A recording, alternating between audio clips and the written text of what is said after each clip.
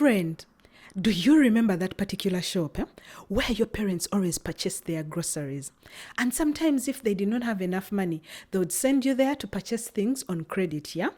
And those shop attendants, they knew everything about our families, the schools we went to, what age we were doing, what habits we were learning, what crime we committed that we were punished for. So you would go to the shop to buy something and the attendant is telling you, but next time don't do this. Your mother was not happy about it. Oh, yeah.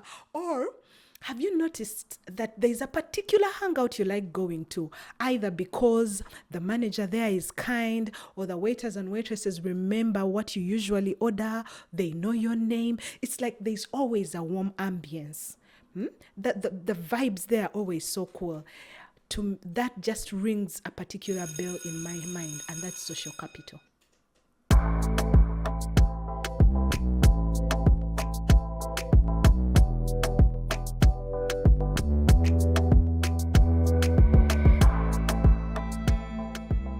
Hi friend, how are you doing? It's been a long time. But first, let me wish you a happy new year. We've not seen ourselves in a very long time. I personally missed you, but I had to take some time out and rest. So I spent a lot of time with my family and friends. And while I was doing that, something just came to my mind, and that was social capital.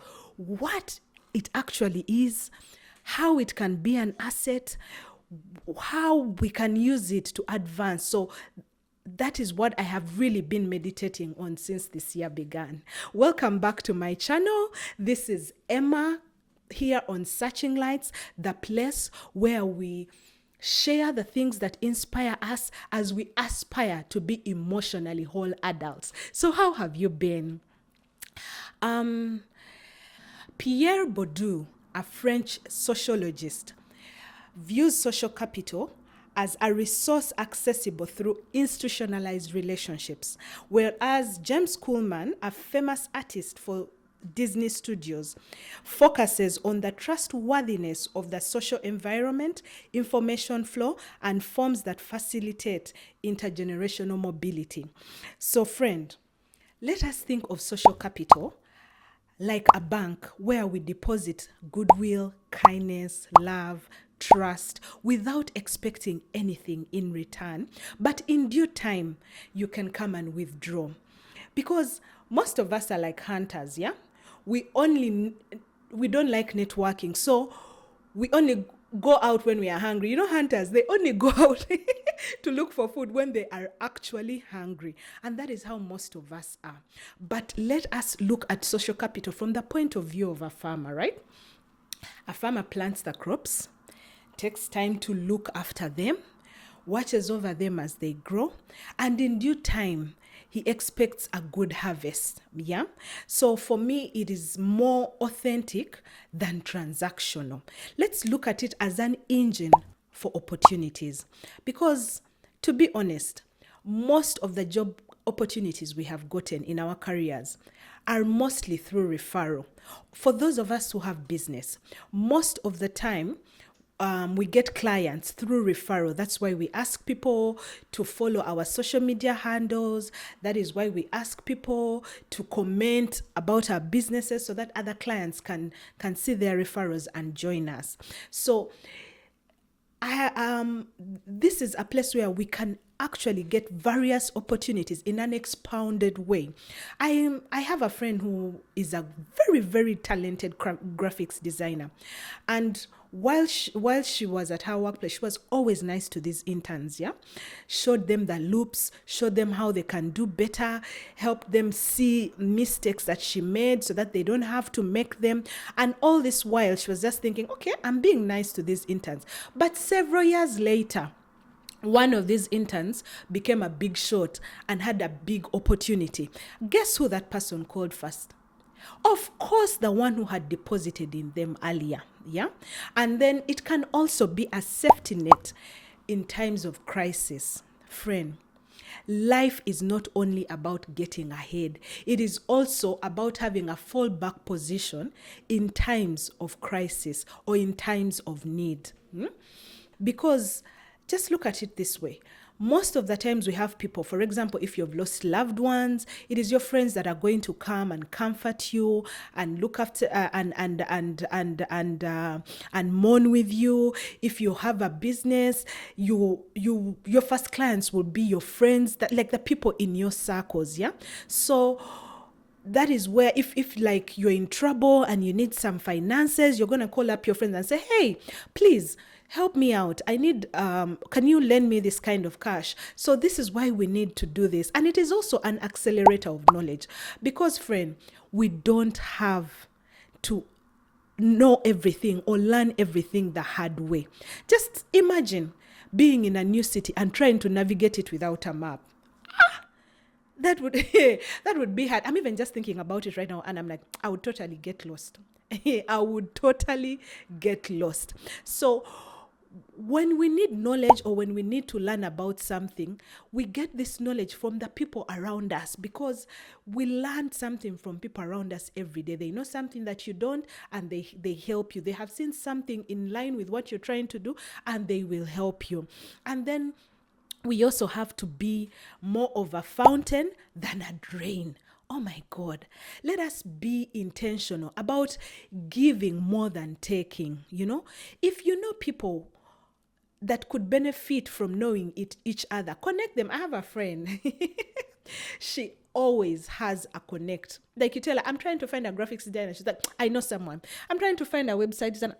I know someone. I'm trying to find an architect. Oh, I know someone. Like, she is always connecting people, and I just love her for that. So if you know people who would benefit from knowing each other, please go ahead, connect them. It is not always about money, power, and influence. No, it's about a generous spirit, showing kindness, showing love, listening to people, being there when people need you. Yeah. And then we also have to think about playing the long game. Yeah.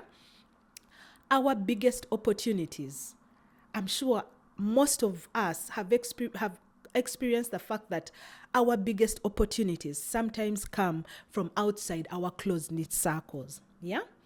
So Maya Angelou said, people will not remember what you did for them, but they will remember how you made them feel.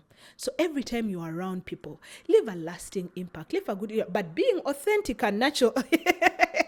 Let everything not just be transactional. Whatever you do, just be about, what am I benefiting from here? So I'm going to call this person because this is what I benefit. No. Take time out.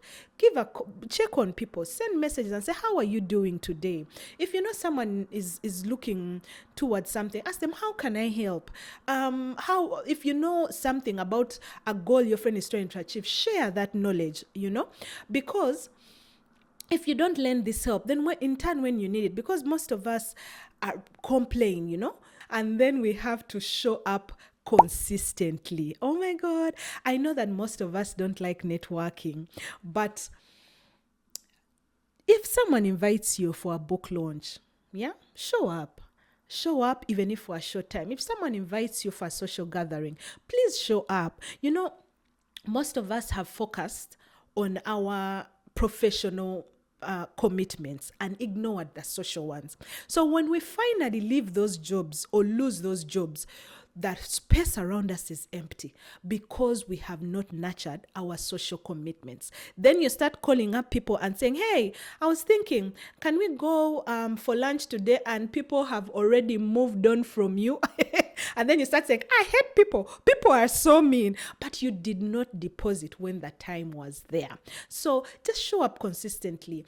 Not uncomfortably. You don't have to stay so long. I actually have my grandfather.